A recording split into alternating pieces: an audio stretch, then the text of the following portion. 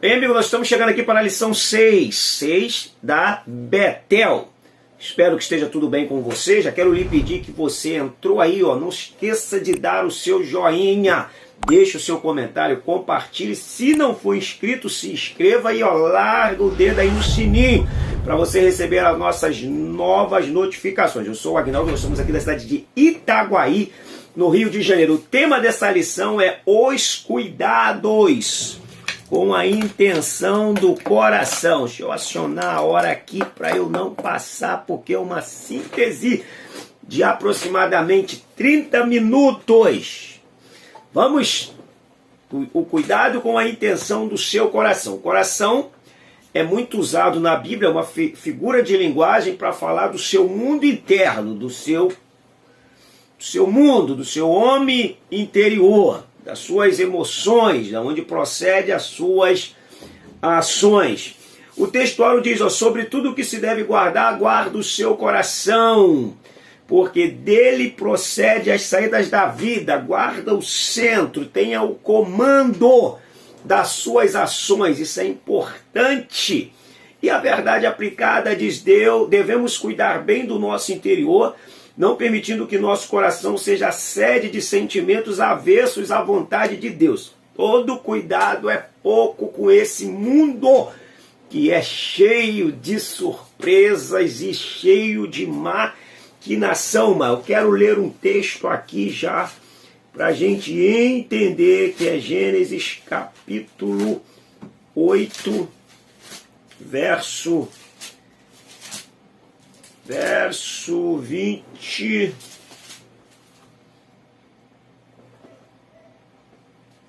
21.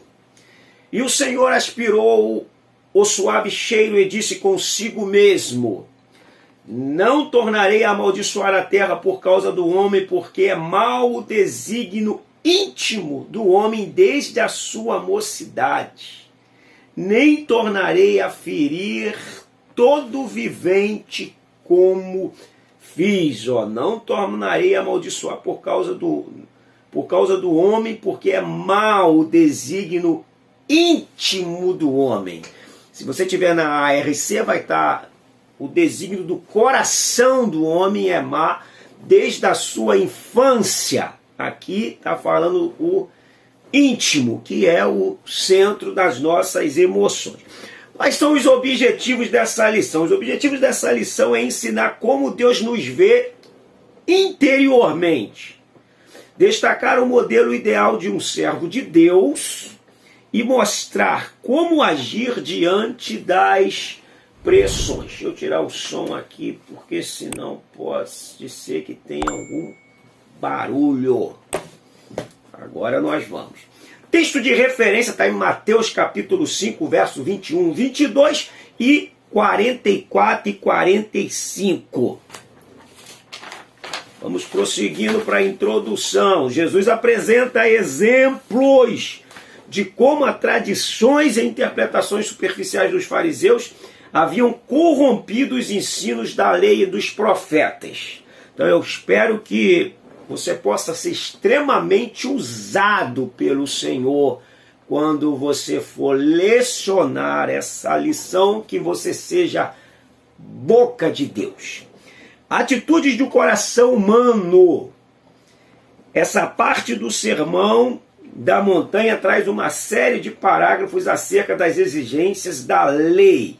Em cada caso, Jesus corrige a artimanha, enquanto realça os princípios espirituais e morais do reino. Lembrando que, fazendo uma retrospectiva, Jesus sobe um monte em Cafarnaum, que não é um monte, é uma colina, hoje é conhecido como Monte Eremos, aproximadamente 300, 400 metros, para poder se ausentar um pouquinho da multidão, ficar a sós com seus discípulos. É claro que no finalzinho do capítulo 7 de Mateus, a gente vê que a multidão também já está se aproximando da onde Jesus está, ele já está falando também com a multidão, mas até início ele está dando uma doutrina, um ensino para aqueles 12, para aqueles discípulos seus, para aqueles a quem ele está treinando, que é uma constituição do seu reino, para a gente entender isso aqui e para a gente perceber que muitas das vezes estamos tão longe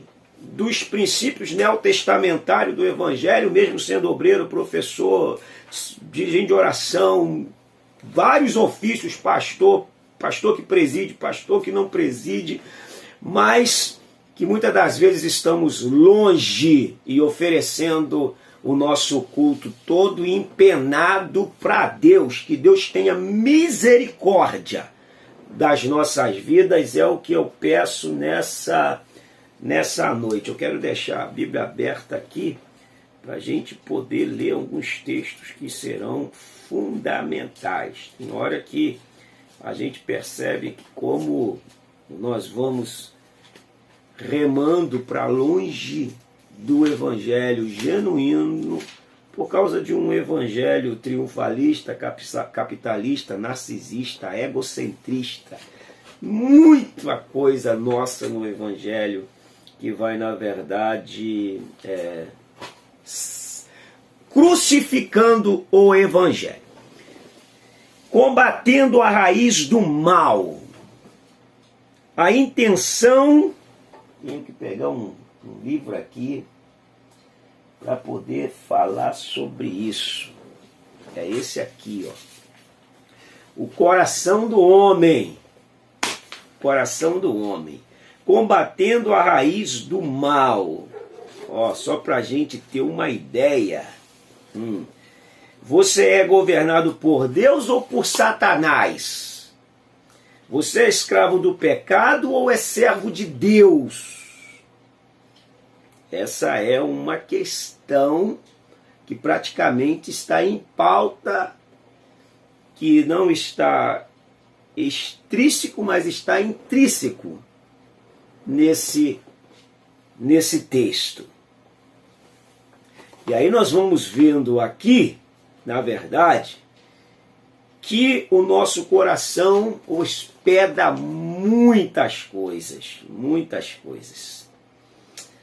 Por exemplo, enquanto a beleza do pavão é apreciada por todos, no coração do homem, ele representa o pecado de orgulho. O orgulho vem do próprio abismo e revela-se de muitas maneiras. Lúcifer, o querubim ungido, uma vez portador de luz, da luz de Deus, um anjo de Deus caiu por causa do orgulho e tornou-se inimigo. Então, embora por vezes sem pudor nem vergonha, outros orgulham-se de seus antepassados, de sua nacionalidade, de sua estrutura, de sua cultura, de seu esporte, esquecendo-se que Deus resiste aos soberbos, mas dá graça aos humildes. 1 Pedro 5,5. A soberba precede a ruína, 16 e 18 de Provérbios, e a altivez de espírito a queda. Então nós vamos vendo nesse livro algumas coisinhas que tem dentro de nós. O pavão, quando nós nos orgulhamos de algo, de alguma beleza, de algo que a gente faz bem feito. O bode, eu não tenho tempo para ler todos esses animais aqui. O porco, pensa comigo. A tartaruga, a onça, que é o animal cruel e feroz. O ódio, a ira e o mau gênio governam muitas vezes o coração do homem. Então isso aqui tem tudo a ver com a onça. Tudo a ver com a onça. Você poderá tentar conseguir dominar o mau gênio, mas por fim ele explodirá com todo o seu furor. Melhor é confessar que isto está no seu coração e pedir a Jesus que o livre dele. Tu tem essa onça aí dentro de você? Misericórdia, que Deus nos livre desse instinto de onça que guarda aí ódio, rancor, ira, ferocidade, que É mais ou menos a ideia aí do evangelho triunfalista do leão, né? Do dominador, do conquistador. Que Deus nos livre dessa ideologia leonina que também tem tomado conta da igreja. E ao invés da gente aprender a ser manso como uma ovelha, simples como uma pomba, nós estamos aprendendo a acordar um leão que está dentro de nós. Vamos lá. Combate a raiz desse mal. O que Jesus está fazendo, na verdade, é tratando da raiz do problema. Essa é a ideia. Sabe por quê? Os rabinos, eles até ensinavam que não se deve matar, porque isso era um princípio judaico. Todavia, Jesus já está dizendo que não pode, que você tem que tratar da intenção do coração. Da intenção do coração.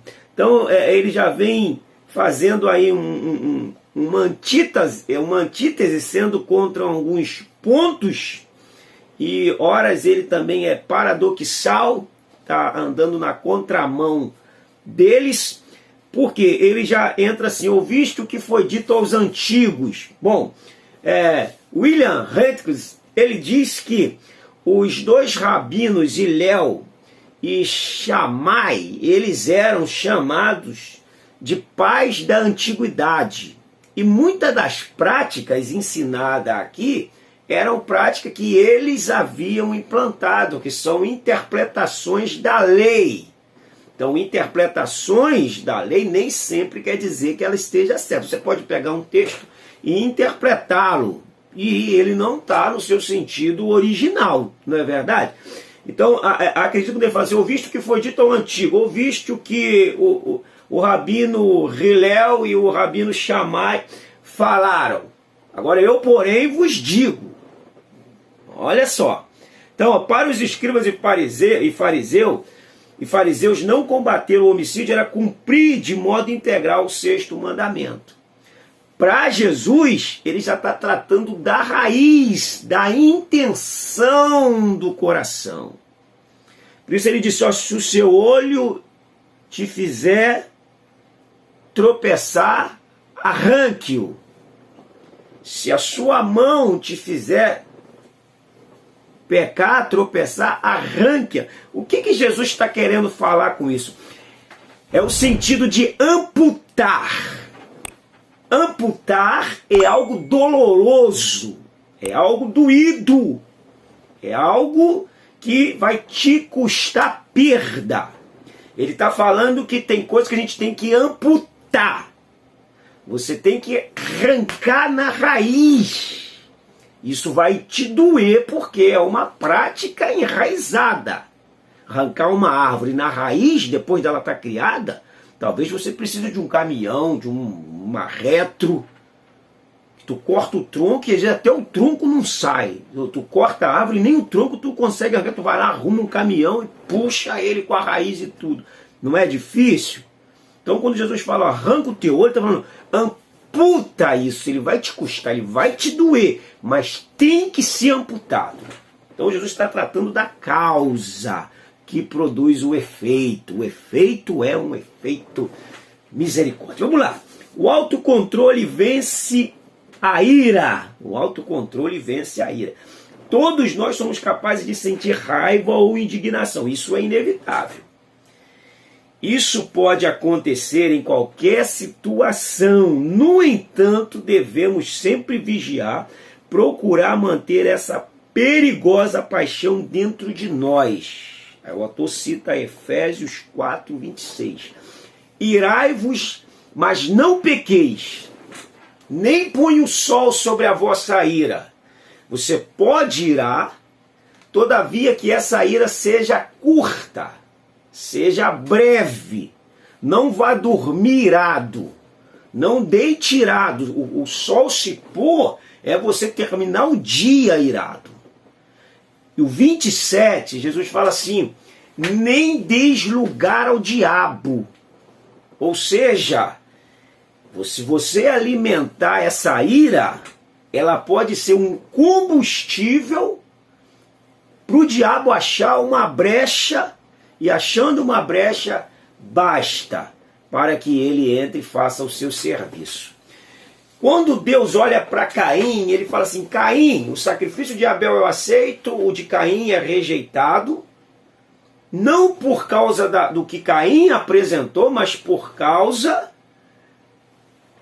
da conduta de Caim. Nós vamos ver isso no Novo Testamento. Aí Deus vira para Caim e fala assim: Caim, por que descaiu o teu semblante? Se tu fizeres bem, não serás aceito? Vamos ler esse texto aqui. Gênesis capítulo 4. Vou ler aqui na NVI. Vamos lá que tem que ser rápido, meu Deus do céu. Gênesis capítulo 4. Deus diz assim: o Senhor perguntou a Caim: por que você está furioso? Isso é na Bíblia Viva. Verso 6 do capítulo 4. O Senhor perguntou a Caim: por que você está furioso? E por que o seu rosto mostra ódio? Ó, a expressão facial não mente. E é aí que o diabo entra e faz a leitura. E começa a te induzir com ferramentas para a gente desembocar num erro, porque nós estamos irados, estendendo essa ira, maquinando, e toda ação é a materialização de pensamentos maus. O 7. Se você fizer o que é certo, não será aceito. Tá vendo? Mas se você agir mal e não obedecer, saiba que o pecado está à sua espera. Ele deseja destruí-lo, mas está na sua mão o poder de dominá-lo. Oh, glória! É o coração. É uma porta que só tem chave pelo lado de dentro, só tem maçaneta pelo lado de dentro. Quem abre e fecha essa porta sou eu, quem abre e fecha essa porta é você. Então você é que permite que o mal adentre. Você é que se permite ser ofendido quando alguém te dirige uma palavra de ofensa. Você que se permite ser ferido quando alguém te dirige uma palavra ferina. Vamos blindar esse nosso mundo, nos conhecendo melhor. Isso é importante. Então, o autocontrole dessa ira, porque é aí que ele entra e acha combustível no momento nosso de ira para poder investir contra nossas vidas e nos induzir a ações maléficas. Pega essa ideia aí de Caim para você ver que o seu rosto, a leitura é feita na sua face, na sua expressão facial. E aí Jesus vai falar: olha, se você ofender o seu irmão, Jesus ele está falando para eles. Ó. Você se alimenta de pensamentos odiosos, de ocasiões, de manifestações de ira. Você se coloca numa condição perigosa, e assim você, cristão, ele está falando de cristão, ele está falando para eles. Ele está trazendo o ensinamento judaico e colocando para eles como cristão. Como cristão. Que você não deve ficar de luta, de guerra contra o seu irmão. Se você tiver uma guerra contra ele, quando você chegar lá no sacerdote para oferecer os seus sacrifícios, está ensinando isso. Abandona isso lá no altar e vai. Procura o seu irmão, se reconcilia com ele. Ah, mas você não fez nada com ele, mas ele fez com você e está amargurado com você. Se ele não te procurou, procura você. É isso que Jesus está ensinando. Para cortar esse mal, tratar desse mal na raiz. Agora pensa bem quantas pessoas estão na igreja adorando a Deus, entre aspas, se odiando. Quantas pessoas estão na igreja odiando o pastor da outra denominação. Quantas pessoas estão numa igreja, mas não quer ver aquele pastor que é tido como um desafeto para ele, ou aquele obreiro que é tido como um desafeto para ele ou para ela, e as portas estão fechadas, mas nós estamos nas nossas igrejas adorando a Deus. Entre aspas. Que evangelho é esse? Não é o de Jesus. Se tem alguma coisa contra o seu irmão, para aí. A sua adoração não é... Mas eu sinto Deus. Bom, Mateus capítulo 7, versículo 20 e 21. Vamos lá. Eu não queria passar do horário, mas o Espírito Santo está nos levando por um caminho, mas eu vou abreviar. Olha o que diz Mateus capítulo 7. É tanta coisa que a gente, caminhando no Evangelho, a gente vai vendo. Capítulo 7, versículo 20 e 21. Assim, pois, pelos seus frutos os conhecereis. Nem todo que me diz Senhor, Senhor entrará no reino dos céus, mas aquele que faz a vontade de meu Pai que está nos céus. Muitos naquele dia hão de dizer-me, Senhor, Senhor, porventura não temos nós profetizado em teu nome? Sentido, Deus. Em teu nome não expelimos demônios e em teu nome não fizemos muitos milagres? Então lhes direi explicitamente, nunca vos conheci. Apartai-vos de mim os que praticais a iniquidade. Acho que eu vou até agradecer a minha oportunidade, porque depois dessa, ou eu me converto de vez, ou Deus tenha misericórdia. Vamos lá. De tudo que foi dito aqui, o que resulta é o que Jesus quer falar da comunidade cristã. Estou com algumas anotações aqui. Ele quer falar de uma comunidade cristã e que cada um precisa cuidar com extrema exatidão do seu relacionamento com o irmão. Tem que cuidar. O meu compromisso é com Deus. Essas coisas no Evangelho são nojentas, porque são muletas, são bengalas, que a gente precisa ensinar e se esforçar para vivermos isso aqui. Senão a gente pode caminhar, nadar e morrermos na praia. 1 Coríntios 9, 27, Paulo disse, eu esmorro o meu corpo e o reduzo à escravidão, para que pregando a outros não venha eu mesmo a ser desqualificado. Vamos lá. 1,3. O peso da palavra ofensiva. Aí ele vai falar aí sobre o raca, que é você dirigir um insulto a um irmão. Ele fala, você pode ir parar no tribunal. De repente, dependendo da confusão, você vai lá para o tribunal que era no Sinédrio, ser julgado. Só que ele vai além. Só que você pode ser condenado no tribunal do céu a réu do fogo do inferno. Porque o reino do céu, o tribunal do céu, não julga as suas ações sem que primeiro julga a fonte delas. De repente as suas ações podem ser boas, mas a fonte, a intenção era que alguma coisa você queria receber em troca. Ou alguém queria receber em troca.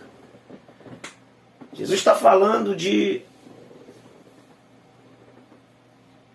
que as suas intenções, elas são lidas primeiro do que as suas ações.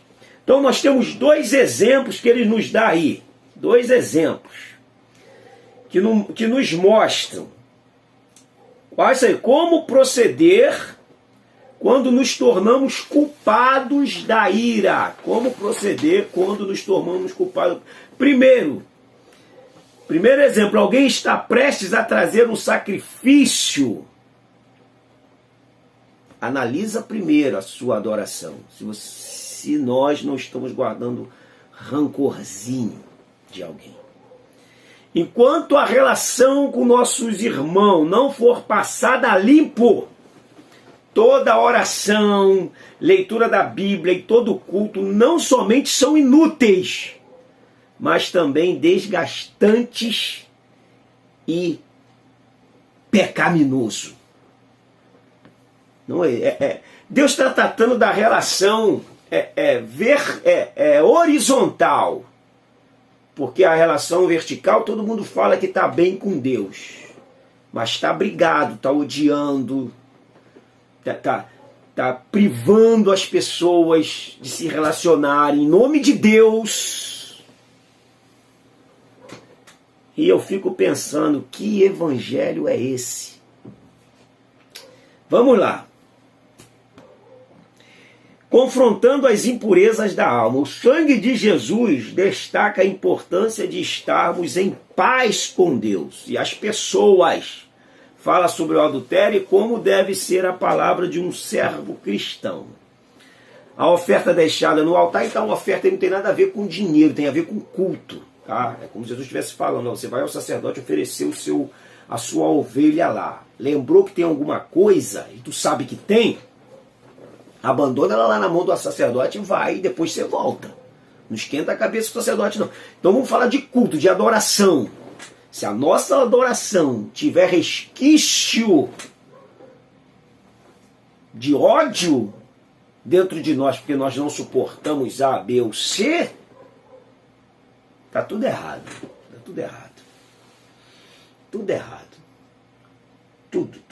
Estamos igual Caim oferecendo a nossa oferta, achando que estamos sendo aceitos.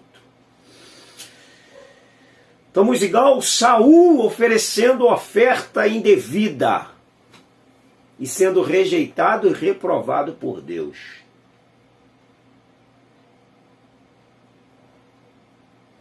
Vamos aqui para o 2. A cobiça no coração e o adultério. É possível um homem olhar para uma mulher, admirar sua beleza e não ter pensamentos lascivos após isso?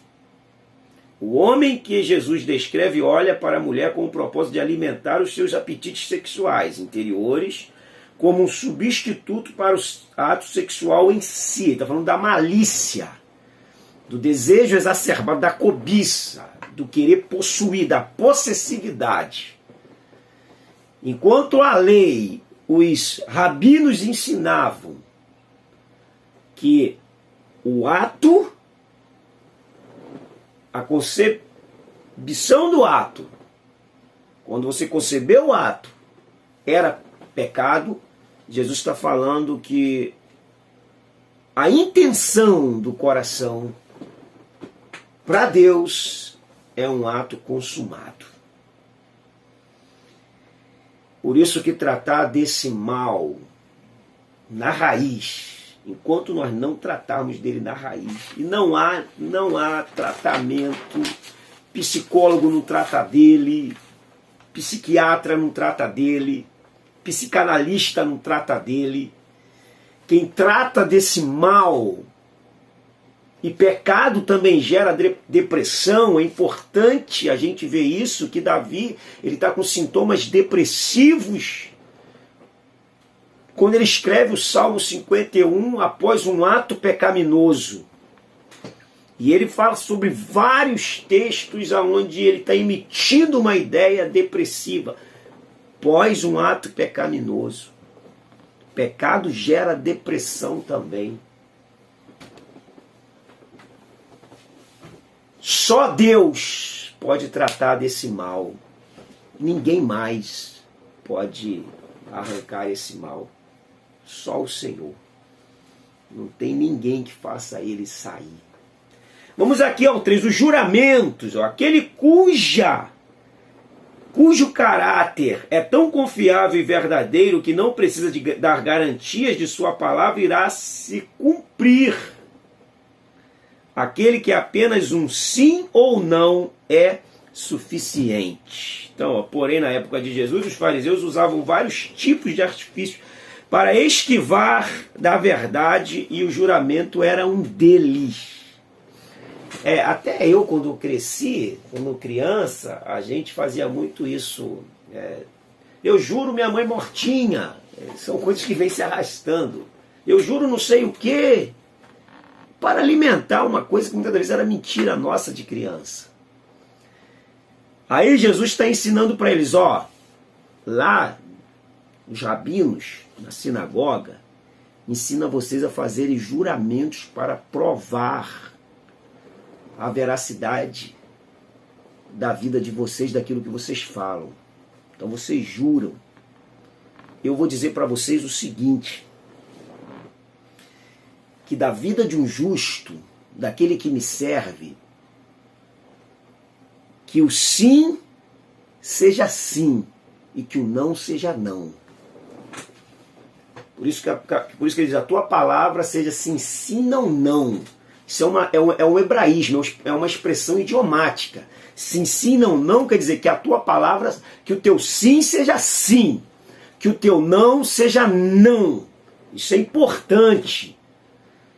Então, se você for dar sim, dê sim e cumpra o sim. Se você vê que não vai dar, dê não. Isso é caráter. Porque tem pessoa que não sabe dar não, depois fica lamentando e reclamando, porque era para eu ter dado não. Jesus está ensinando um princípio aqui de caráter. Um princípio de vida cristã madura. É o que ele vai trazendo aqui para eles. Extensivo a nós. Isso é a constituição do seu reino. Estamos precisando pregar isso aqui, não estamos? Construindo pontes. Jesus nos ensina de maneira prática como proceder diante das pressões inimigas. Seu objetivo é criar uma oportunidade para que o inimigo se converta à verdade do reino de Deus. Fugindo do ressentimento. A missionária cristã Amy Carmichael disse, nada que alguém nos faça pode causar-nos dano, a menos que nós submetamos a uma reação errada. Pensa bem, a uma reação errada. Que nós submetamos a uma reação. Nada que alguém nos faça pode causar-nos dano, a menos que nos submetamos a uma reação errada. Ou seja, você permitiu que o que chegou até você danificasse o seu interior, mexesse com a sua estrutura e abalasse os seus alicerces. Foge de ressentimento, blinda a tua emoção. Eu sou tão emotivo. Blinda isso aí, você precisa. Você está no mundo onde não é campo, onde não é lazer. É campo de batalha, é campo de guerra, principalmente emocionais. Onde ferimos e somos feridos. E a nossa blindagem é que vai determinar a nossa força interna. O 3.2 diz, o amor pelos inimigos. Quando Jesus fala do amor pelos inimigos, amar os nossos inimigos é produzir, é reproduzir em nós mesmos uma das características essenciais do nosso Criador. Aí Jesus vai falar para eles assim, ouviste o que foi dito, amarás o teu próximo e odiarás o teu inimigo. A lei não diz isso. Você pode pegar na lei lá, você não vai encontrar isso. Amarás o teu próximo e odiarás o teu inimigo? A lei não diz isso. A lei diz amarás o teu próximo. Levítico 19:18, se não me falha a memória. Amarás o teu próximo.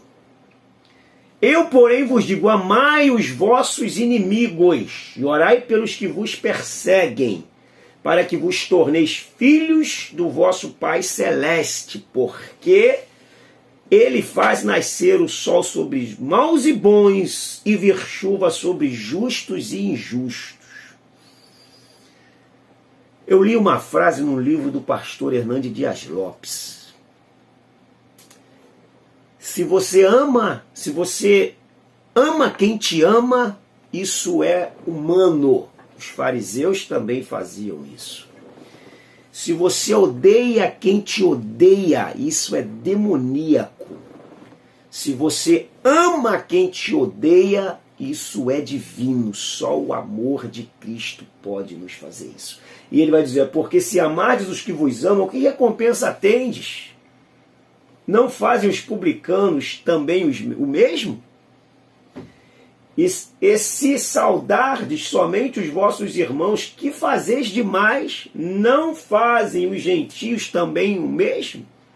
Portanto, sede vós perfeito, como perfeito é o vosso Pai Celeste. Perfeito é a expressão grega aí, teleios, que é maduro, pronto. Teleios vem de telescópio, alguém que tem uma visão a longo alcance, enxerga longe, e isso faz com que ele se precave de cometer erros. Sede perfeito como perfeito é o vosso Pai. Sede pronto, sede maduro, senão nós iremos viver em guerra. O William Barclay nos diz que esse termo destacava o homem quando alcançava a plenitude da sua estatura física em oposição ao moço ou menino que não estava ainda desenvolvido. Uma coisa é teleios, se ela realizar o propósito para o qual foi criada. O homem é perfeito se cumprir os propósitos para o qual Deus o criou e enviou ao mundo. A missão que Deus lhe delegou, o propósito que Deus confiou para a sua vida. Que Deus nos amadureça e nos traga bastante situações adversas para nos amadurecer. Principalmente se você leciona, se você é pastor, esse negócio de pastor com raiva, pastor com ódio, pastor pregando vingança, pregando ódio, pregando misericórdia. Que Deus nos guarde dessas pregações de ódios. Que Deus nos liberte de tais mensagens. Vamos para a conclusão. A atitude do coração são o adequado fundamento e a fonte das ações externas. O coração, devidamente enraizado em Jesus, é edificado sobre ele. Produzirá bons frutos e resistirá às tempestades da vida. Que Deus abençoe a sua vida, meu aluno, meu superintendente, meu pastor, meu professor, minha pastora, missionária. Você que nos ouve, obrigado por você estar aí, obrigado por estar adentrando aí a sua casa, ao seu carro, ao seu serviço, onde quer que você esteja. Obrigado por você ter se inscrito, ser um dos nossos inscritos no canal. Não deixe de compartilhar. Vá sob oração, debaixo de oração, para que o Espírito possa te usar de uma maneira sobrenatural para aplicar essa lição que é uma coisa do céu. Fica com Deus, um grande abraço, até a nossa próxima lição, lição 7.